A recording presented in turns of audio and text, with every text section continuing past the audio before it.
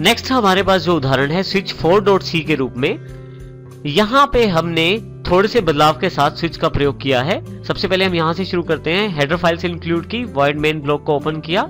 यहाँ हमने 4 वेरिएबल लिए हैं, चारों इंटीजर डेटा टाइप के हैं, A, B, C और चॉइस, जिसमें हमने सबसे पहले एक मैसेज प्रिंट करवाया है, welcome to our small calculator. उसके पश्चात प्रिंटफ मैसेज है, एंटर 2 नंबर्स। जो 2 नंबर आप एंटर करते हैं उनको A और B में स्कैनफ के द्वारा स्टोर करवा दिया जाता है।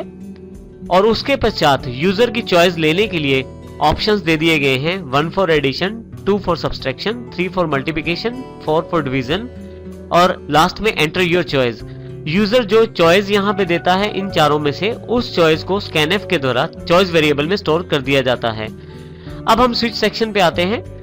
स्विच सेक्शन में फिर से चॉइस को सेलेक्ट किया गया है और स्विच ब्लॉक के अंतर्गत, पहले केस के अंतर्गत यदि आप थोड़ा सा बदलाव देखें तो हमने यहाँ पे एक छोटा सा केस ब्लॉक भी तैयार किया है, जिसमें हमने कर्ली ब्रैकेट से केस 1 के ब्लॉक को ओपन किया है और फिर फाइनली कर्ली ब्रैकेट से ही केस 1 के ब्लॉक को क्लोज किया है, जिसके भीतर हमने काफी सारी स्टेटमेंट्स शामिल की हैं। इसका अर्थ यह है कि यदि आपको किसी केस में काफी सारी स्टेटमेंट्स को शामिल करना है तो आप ब्लॉक्स का इस्तेमाल कर सकते हैं। पिछले वाले सभी एग्जांपल्स में हम केसेस में केवल एक ही स्टेटमेंट का प्रयोग कर रहे थे जो प्रिंटिंग के लिए प्रयोग हो रही थी, परंतु यहाँ पे केस 1 के अंतर्गत काफी सारी स्टेटमेंट्स हैं। 3 स्टेटमेंट यहाँ शामिल की गई हैं, जिसमें सबसे पहली स्टेटमेंट है A और B को जोड़कर, जो वैल्यू हमने यहाँ A और B के रूप में दी थी उन दोनों को जोड़कर C में ट्रांसफर किया गया है और टोटल प्रिंट करवाया गया है प्रिंट F के द्वारा, और फाइनली फिर ब्रेक कर दिया गया है पहला केस। इसी तरह से केस 2 है B माइनस A, जिसमें माइनस वैल्यू प्रिंट करवाई गई है, केस 3 मल्टीप्लिकेशन वैल्यू के लिए और केस 4 जो है डिवीजन के लिए। और यहाँ पे डिफॉल्ट में यदि इनमें से कोई भी ऑप्शन नहीं है तो डिफॉल्ट को सिलेक्ट कर लिया जाएगा स्विच के द्वारा और रॉन्ग ऑप्शन का मैसेज आपको दे दिया जाएगा। यहाँ पे हमने getch फंक्शन को लगाकर void main को क्लोज कर दिया है। अब हम प्रैक्टिकली इस प्रोग्राम को रन करके देखते हैं। फाइल ओपन और यहाँ से हम स्विच 4.c को सिलेक्ट करके एंटर कर देते हैं। हमारे पास प्रोग्राम अवेलेबल हो जाएगा और यहाँ पे देखें सभी ऑप्शंस वही हैं। इसमें हमने जो चेंज किया है वो मुख्य पार्ट ये वाला है। हमने केस डिफाइन किया है जिसके अंतर्गत एक ब्लॉक बनाया है जिसमें हमने 3 स्टेटमेंट शामिल की हैं। आप चाहें जितनी स्टेटमेंट इसमें शामिल कर सकते हैं। अब मैं यहाँ से कंट्रोल F9 करके इस प्रोग्राम को रन करता हूँ। एंटर 2 नंबर, कोई भी 2 नंबर एंटर करें। जैसे आपने 2 नंबर एंटर किया आपके पास ऑप्शन अवेलेबल हो गई। आप इन 2 नंबर्स के साथ क्या करना चाहते हैं। फर्स्ट है एडिशन के लिए, second subtraction, third for multiplication और फोर्थ डिवीजन के लिए।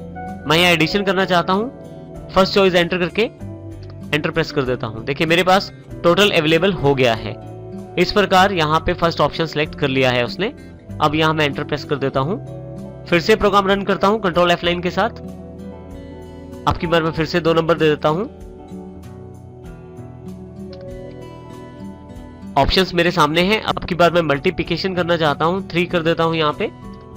देखिए आपके पास प्रोडक्ट अवेलेबल हो गया है दोनों का। तो इस प्रकार आप स्विच का प्रयोग कर सकते हैं और केसेस में ब्लॉक बना सकते हैं जिसके द्वारा आप एक से अधिक स्टेटमेंट्स को इसमें शामिल करके उनका प्रयोग कर सकते हैं। नेक्स्ट चैप्टर जो हमारे पास अवेलेबल है वो है कंट्रोल स्ट्रक्चर के रूप में आइटरेटिव लूप्स के रूप में। देखिए हमारे पास मुख्यतः 3 तरह की लूप्स हैं, फॉर, व्हाइल, डू व्हाइल। लेकिन इनका अध्ययन करने से पहले हम थोड़ी सी जानकारी लेते हैं। हमारे पास यहाँ 2 प्रोग्राम हैं। जो पहले वाला प्रोग्राम है जो हेलो फ्रेंड्स प्रिंट करवाता है, जो हमने पहले करके देखा था। इसमें यदि आप ध्यान दे तो हेलो फ्रेंड्स को एक बार प्रिंट करवाया जाता है। कारण ये है क्योंकि मैंने इसको एक बार लिखा है। मान लीजिए मुझे हेलो फ्रेंड्स को 5 बार प्रिंट करवाना है, उसके लिए मुझे 5 बार ये स्टेटमेंट लिखनी पड़ेगी printf हेलो फ्रेंड्स के रूप में। परंतु तब क्या होगा अगर मुझे यही स्टेटमेंट 50 बार प्रिंट करवानी हो, या मान लीजिए मुझे यही स्टेटमेंट 5000 बार प्रिंट करवानी हो, तो क्या मुझे दोबारा इनको लिखना पड़ेगा? नहीं, इसकी आवश्यकता नहीं है। ऐसे कार्य जिनको रिपीटेडली बार बार किया जाता है उनके लिए हम लूप्स का प्रयोग कर सकते हैं। लूप्स बहुत ही महत्वपूर्ण रहती हैं उन कार्यों के लिए जहां कुछ कार्य आप एग्जीक्यूट करते हैं रिपीटेडली, यानी कि आप बार बार किसी कार्य को करते हैं। हम इस प्रकार किसी इंस्ट्रक्शन को किसी स्पेसिफिक नंबर ऑफ टाइम्स तक रिपीट कर सकते हैं। हम चाहें तो इसके साथ कोई कंडीशन भी अटैच कर सकते हैं, जिसमें जब तक वो कंडीशन सेटिस्फाई नहीं हो जाती तब तक लूप्स उन स्टेटमेंट्स को बार बार एग्जीक्यूट करता है। इस बात को हम अभी एग्जाम्पल के द्वारा समझते हैं, लेकिन हमारे पास यहां देखिए लूप्स मुख्यतः सी में 3 प्रकार की उपलब्ध रहती हैं: for loop, while loop, do while loop.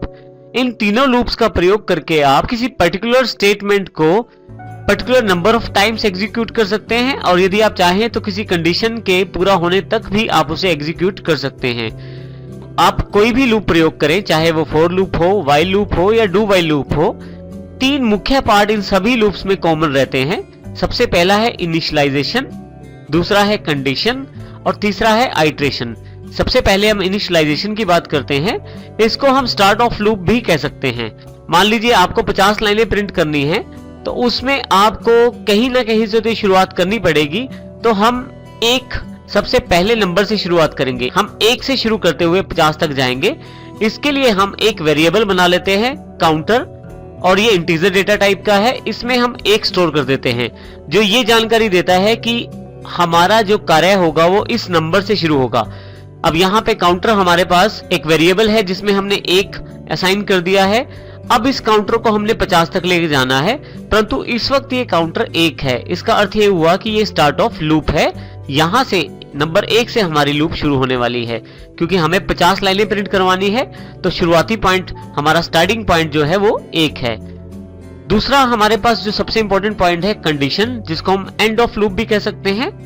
एक लूप तब तक चलती है जब तक हम किसी पर्टिकुलर कंडीशन को सेटिस्फाई नहीं करते। उदाहरण के लिए हमारे पास यहाँ पे जो हमारा टास्क है उसके अंतर्गत हमें 50 लाइनें प्रिंट करवानी है। तो शुरुआत हमारी 1 से हुई थी, लेकिन हमें ये लाइनें तब तक प्रिंट करवानी है जब तक हम 50 तक नहीं पहुंच जाते। इस कारण जब तक हम 50 तक नहीं पहुंचते तब तक ये कार्य होता रहेगा। इस चीज को हम कंडीशन कहते हैं। यहाँ पे यदि आप ध्यान से देखें तो counter less than equal to 50, जब तक काउंटर छोटा है या 50 के बराबर नहीं हो जाता तब तक हमारी जो कार्य है, हमारी जो टास्क है, हमारी स्टेटमेंट्स एग्जीक्यूट होती रहेंगी। इसका अर्थ ये हुआ कि शुरुआत हमारा इनिशियलाइजेशन 1 था और हमारा जो एंड ऑफ लूप है वो जब तक हम 50 तक नहीं पहुंचते तब तक हमारा कंडीशन पॉइंट अवेलेबल रहेगा। थर्ड जो सेक्शन है आइट्रेशन। आइट्रेशन 2 प्रकार से उपलब्ध रहती है, इंक्रीमेंट और डिक्रीमेंट। मान लीजिए हमें 1 से 50 की ओर बढ़ना है, तो इसको हम इंक्रीमेंट आइट्रेशन कह सकते हैं, जिसमें हमें 1 में कुछ जोड़कर 50 तक पहुंचना है।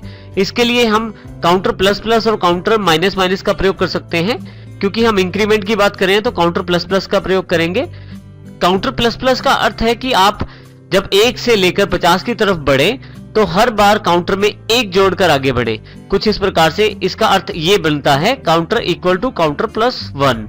इसी तरह से मान लीजिए हमारे पास कंडीशन उल्टी होती है, हमें 50 से 1 की तरफ जाना होता, तो उस स्थिति में हम डिक्रीमेंट आइट्रेशन का प्रयोग करते, जिसमें काउंटर माइनस माइनस का प्रयोग करते, जिसका अर्थ होता counter equal to counter minus 1। यह जरूरी नहीं कि हम इंक्रीमेंट में 1 प्लस करके आगे बढ़े, हम अपनी आवश्यकता अनुसार ज्यादा भी प्लस कर सकते हैं। जैसे उदाहरण के तौर पे यहाँ पे हमने काउंटर में 2 प्लस किया है, counter equal to counter plus 2।